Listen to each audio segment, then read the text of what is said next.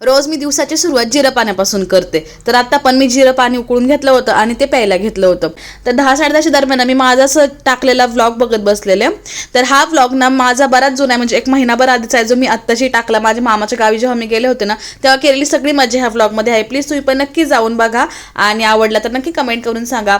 त्यानंतर मग दुपारी कपडे वगैरे वाळत घालून घेतले. त्यानंतर माझ्या झाडांना पाणी वगैरे घालून घेते. आता ह्या झाडांना पाणी घालणे माझं डेली रुटीन आहे, बऱ्याचदा मी तुम्हाला दाखवलेलं पण आहे.